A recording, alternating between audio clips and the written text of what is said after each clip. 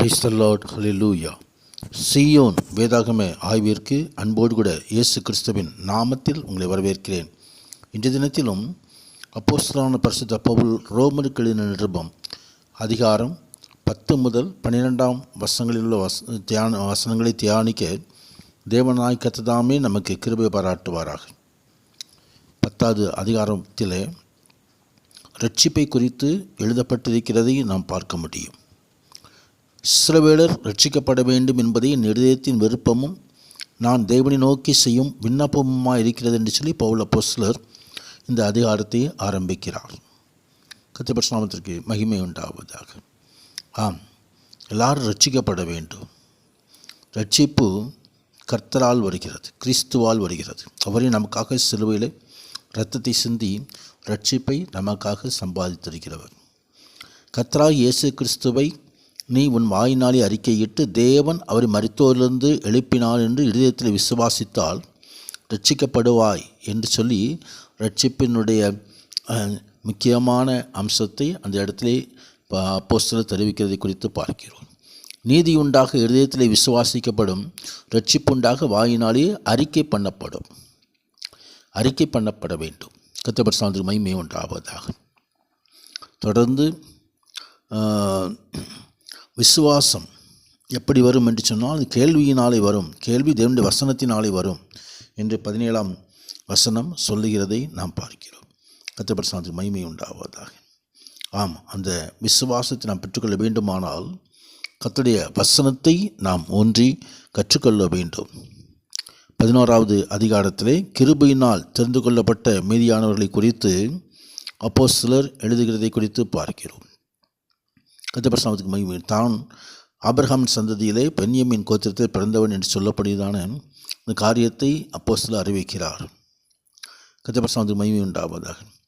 ஆனாலும் ரட்சிப்பு கிருபையினால் உண்டாகிறது. இந்த ரட்சிப்பை எல்லா ஜனங்களும் பெற்றுக்கொள்ள வேண்டும் என்பதிலே அப்போஸ்தலர் அங்கே குறியாக எடுத்து சொல்லுகிறதை குறித்து பார்க்கிறோம்.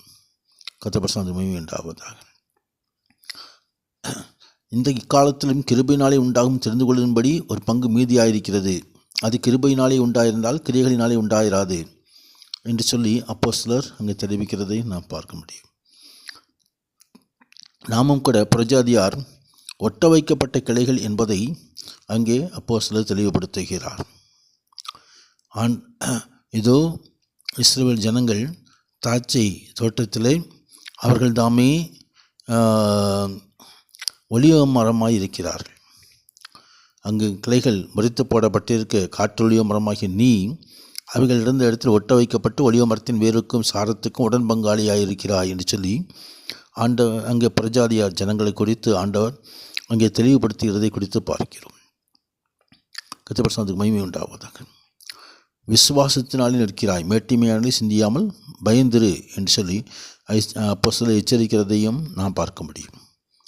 சுபாவத்தின்படி காட்டொலிவ மரமாய் இருந்த நீ வெட்டப்பட்டு சுபாவத்திற்கு விரோதமாய் நல்ல ஒலிவ மரத்தில் ஒட்ட வைக்கப்பட்டு இருந்தால் சுவாபக்கிளையாகிய அவர்கள் தங்கள் சுய ஒலிவ மரத்திலே ஒட்ட வைக்கப்படுவது அதிக நிச்சயம் அல்லவா?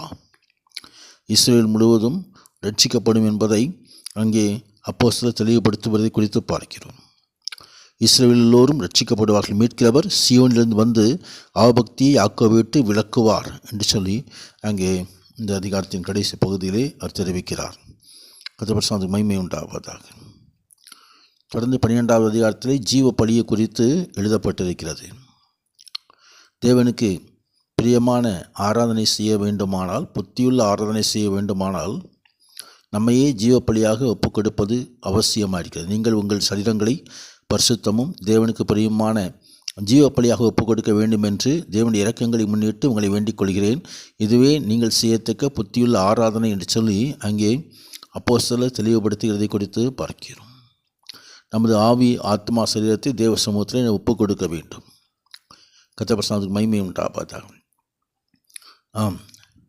அங்கே தொடர்ந்து அன்பை குறித்ததான காரியங்களை குறித்து அங்கே அப்போஸ்தலர் சொல்கிறதை குறித்து பார்க்கிறோம். அன்பு மாயமற்றதாக இருப்பதாக, தீமையை வெறுத்து நன்மையை பற்றி கொண்டிருங்கள்.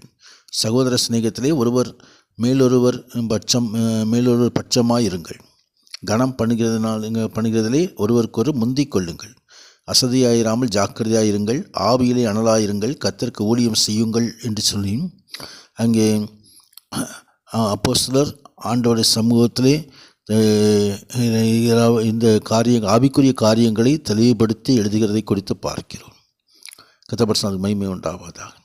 எல்லா மனுஷரோடும் சமாதானமாக இருக்க வேண்டும் என்பதையும் அப்போஸ்தலர் தெளிவுபடுத்துகிறார். நம்பிக்கையிலே சந்தோஷமாயிருங்கள். உபத்திரவத்திலே பொறுமையாயிருங்கள். ஜெபத்திலே உறுதியாய் தரித்திருங்கள். உபத்திரவங்கள் வரும் பொழுது பொறுமையோடு அவளை சகித்து கொள்ள வேண்டும் என்று சொல்லி ஆண்டவர் அங்கு அதே வேளையிலே நமக்கு ஒரு நம்பிக்கை இருக்க வேண்டும். அந்த நம்பிக்கை நம்மை வெட்கப்படுத்தாது. அந்த நம்பிக்கையிலே நம்ம சந்தோஷமாக இருக்கணும். ஜெபத்தில் உறுதியாய் திறந்து இந்த உபத்திரவத்தில் நாம் அது ஜெயமாய் காரியங்களை முடிய பண்ண வேண்டும். கர்த்தர் அதைத்தான் ஆண்டவரும் விரும்புகிறார். கர்த்தர் மகிமை உண்டாகும். உபத்திரங்கள் எல்லாம் ஒரு நாள் நீங்கி போகும். கர்த்தர் மகிமை உண்டாவதாக.